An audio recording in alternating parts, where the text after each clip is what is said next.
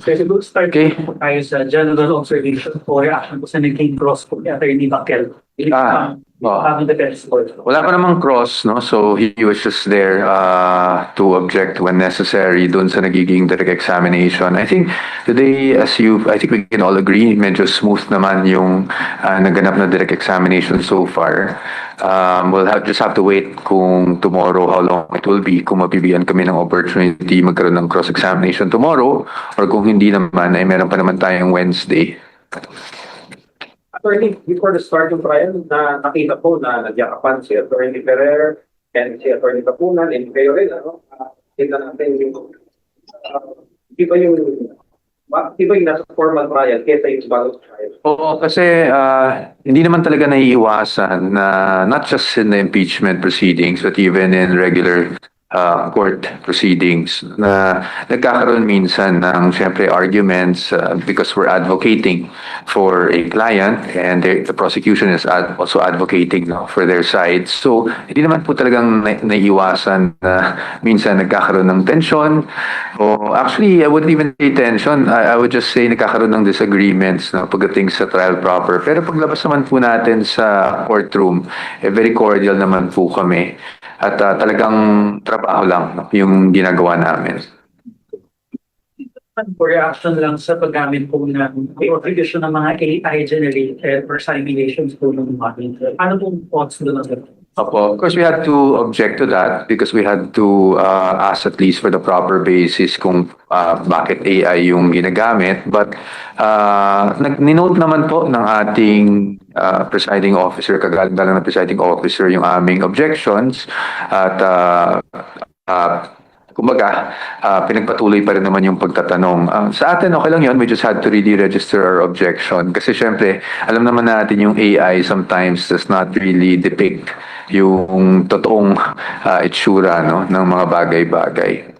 Pero ang necessary po pagkamit ko? So yung pagkamit nila ng Well, I would like to at least, no, try to understand the side of the prosecution kasi syempre siguro they just wanted to show some graphics to give a picture kung ano ba yung punto na gusto nilang ipasok doon sa kanilang pagtatanong. So perhaps that's the reason why they used yung ganong AI.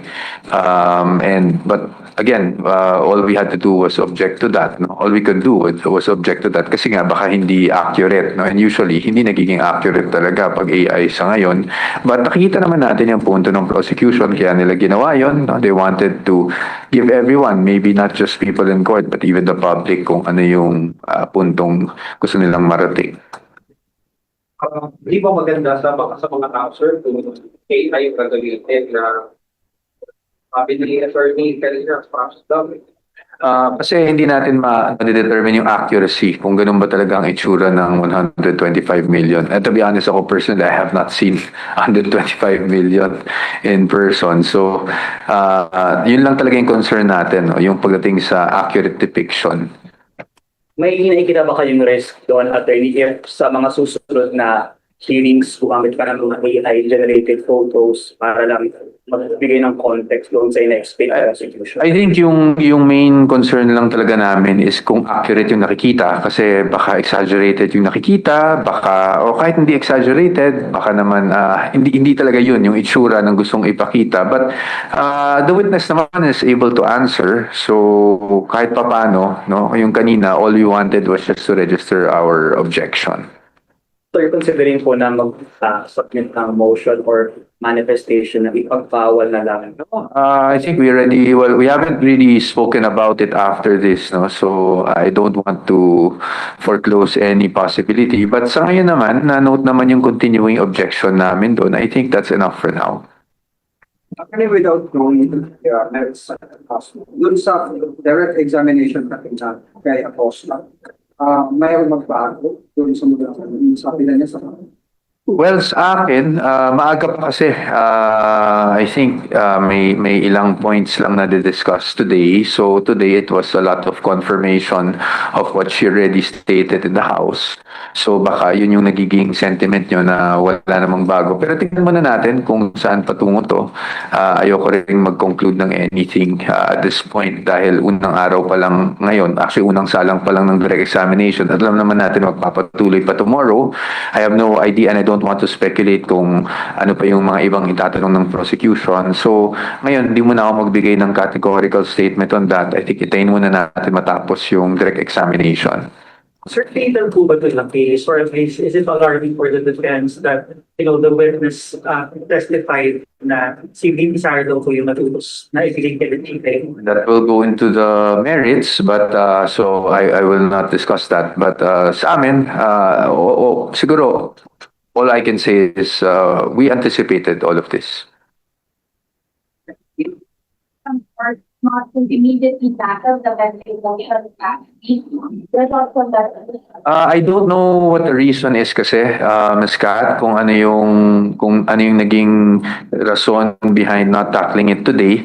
But I'm sure we're still expecting to tackle that at some point. At then whatever naman the court decides, the defense will just submit and comply. Does the defense intend to raise a formal motion to cite any member of the prosecution? There's no such thing at this time. Okay? I'm sure you guys also want to wrap things up para malakas daw yung ulan. So hopefully kung tomorrow ay matutuloy yung session natin, we'll see all of you tomorrow and we'll make sure we also have another press con after. Sir, very last. Sige lang. Po dun sa kanina manifestation ni Senator Josh Tulfo regarding sa paggamit o hindi paggamit sa confusion po sa language ni witness. Well, naintindihan ko naman si Judge Tulfo, of course, doon. Kasi nagiging, medyo matagal kasi, yung exchange kanina. Kahit naman, I think tayong mga hindi nakaintindi ng Bisaya, nahihirapan din tayo to follow. But, the witness is more comfortable though with Bisaya. I am not sure, but I remember kasi I was also in the committee hearing sa House. I think during that time, she also wanted to speak in Bisaya but was requested to speak in Filipino or English. So consistent naman yung witness as far as I remember. But the presiding officer has already asked also the witness to try to speak in Filipino and English, and that's why I think nagko-comply naman yung witness. But we'll try to address that in cross if ever, yung issue na yan. Given the predicament, do you intend to change your lawyer for cross? No? Someone who is more fluent perhaps in her Bisaya?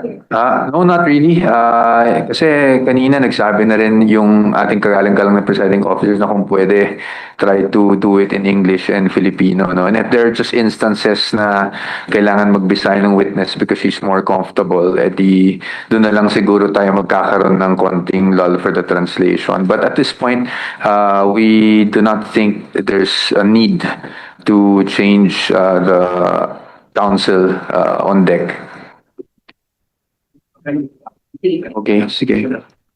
Recently po, kanina lang confirm po na nag-file ang perjury complaint sa Sarah versus Bering Madriaga. Yes. Does it have at least what sa my part and defense, parang epekto or because other people might be saying that it is to weaken the statement of Madriaga against the Vice President, and kanina nakita natin na for the prosecution, parang nagmamatch daw yung for double bags and for travel bags na pinanggamitan daw po ng confidential.